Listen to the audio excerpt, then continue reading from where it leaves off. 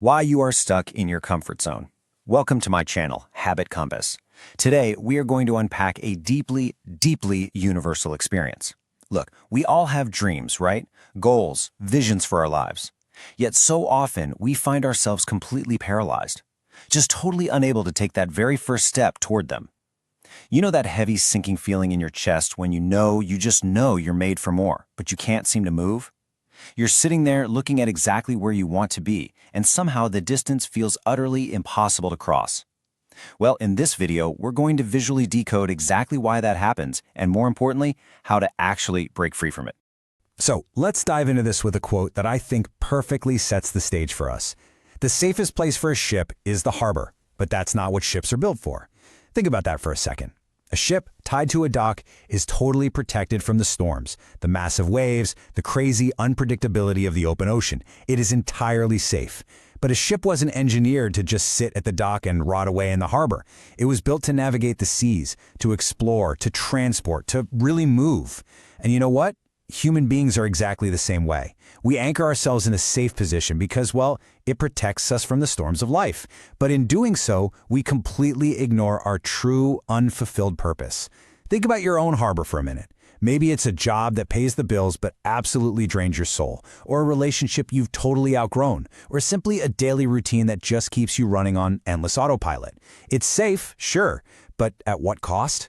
We end up trading the vastness of the open ocean for the illusion of security, basically convincing ourselves that just surviving day to day is the exact same thing as actually living.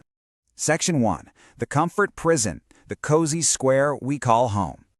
Picture your day-to-day existence as a simple stick figure living inside a small, really cozy-looking square. Inside this square, everything is perfectly predictable. The temperature is right, the environment is completely known, and there are absolutely zero surprises. It feels like home. It's sitting on the couch scrolling through your phone, it's that exact same commute to the exact same office, it's having the same conversations with the same people. But lurking just outside the borders of that box, all along the perimeter, are exclamation marks and question marks. These symbols, they represent uncertainty. They are the unpredictable variables of the outside world, the unknowns of taking a real risk, the sheer shock of trying something entirely new.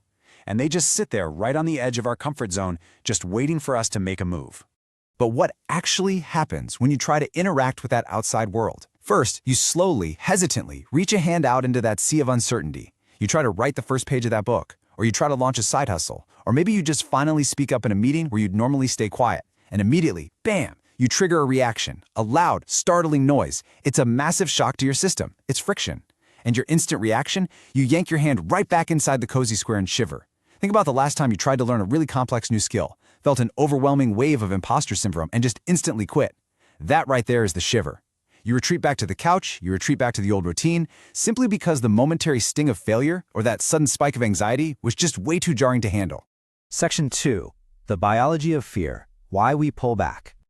Okay, so the absolutely crucial point to understand here is that this shivering retreat back into your cozy square, it is not a character flaw, it's not a personal failing, and it is absolutely not a lack of willpower. It is deeply biological.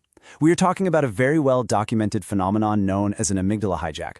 Basically, this is a biological response where the brain triggers an intense, overwhelming rush of fear whenever it faces the unknown. When you reach your hand outside that box and encounter that loud exclamation point of uncertainty, your amygdala, which is basically the ancient alarm bell of your brain, takes over completely. Your brain literally hijacks your body to pull you back to safety. It shuts down your prefrontal cortex, the logical, rational planning part of your brain, and just floods your nervous system with cortisol and adrenaline. So you aren't failing. Your body is actually executing a flawless survival mechanism that was designed thousands of years ago to keep you alive. And this brings us to the core conflict we face every single day. On one side, we have our primitive brain's view. To your biology, stepping outside that cozy square doesn't just feel slightly uncomfortable, it feels like you are literally about to be eaten by a predator in the wild. It is sending a screaming signal: danger, retreat, survive. But then, look at reality. In our modern world, the unknown is almost never a mortal threat. Reality dictates that the unknown is actually an opportunity for growth. The crazy thing is, your brain cannot tell the difference between the physical threat of a saber-toothed tiger and the emotional discomfort of giving a public presentation or asking someone out on a date. The software is just outdated.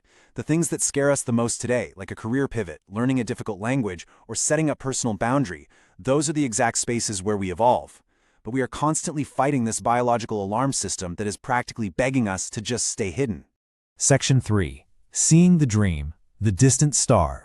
We all have a dream. Picture it like a brilliant, distant star shining beautifully far, far away from our cozy little square. This star represents the life you know you could be living, its financial independence, its deep creative fulfillment, profound physical health, genuine connection. We look out from our little box and we want it so desperately. But here is the central tension of this entire video. How on earth do we reach the dream when our own biology holds us back? How do you navigate toward that distant star when every single time you reach your hand out to try, your amygdala hijacks your brain, screams at you that you are in mortal danger, and forces you to retreat and shiver in the safety of the known? Section 4. Fear becomes the stairs, crossing the threshold. Now, this is where the magic actually happens. This is the anatomical sequence of a real breakthrough. First, you have to slowly step out of the cozy box, even while shaking. The fear doesn't just magically disappear. You don't wait for the biological alarm to turn off because, spoiler alert, it won't.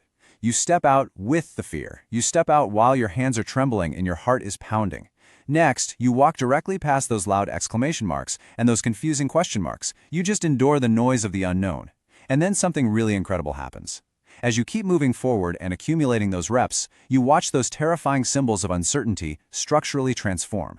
They aren't obstacles anymore. They literally turn into stairs for you to climb. The very things that scared you, the questions, the shocks, the sheer unpredictability of it all, become the exact stepping stones you use to elevate yourself toward that distant star. Every time you face a new problem and solve it, boom, that's a stair. Every time you endure the anxiety of a new environment, like going to a networking event or walking into a new gym, that's another stair. Think of an entrepreneur whose first product launch completely fails. At first, it's a terrifying exclamation point, but by learning from that failure, they use that exact experience as the foundational step to build their next highly successful business. As you climb those stairs, a really powerful realization sets in. Safety is a trap. That cozy square you loved so much, it wasn't a home, it was a prison. It kept you warm, sure, but it also kept you incredibly small. When we let our biological fear dictate our daily boundaries, we become trapped by our own insatiable desire for comfort. And honestly, the most dangerous part is just how quiet the trap is. Years and years can go by inside that cozy prison while your potential completely wastes away on the outside of it. The absolute guaranteed safety we crave so much is the #1 thing preventing us from ever actually reaching our dream. Section 5. Growth lives outside, leaving the harbor behind. So, we come full circle back to our ship. If you really want to reach that distant star, if you want to turn those frightening question marks into the stairs that literally elevate your entire life, you have to leave the harbor. The cozy square is always going to be there, tempting you with comfort, warmth, and predictability, but you must remember this fundamental truth. Growth lives outside. You have to actively push past the biological alarms, embrace the shivering, and step boldly out into the uncertainty, because that is the only place where your true purpose can actually be fulfilled. So I'll leave you with this question. What is one uncomfortable step you are willing to take outside your harbor today? If you learned something new, subscribe to the channel for building better habits through navigating compass, and share your thoughts in the comments. I'd love to hear from you.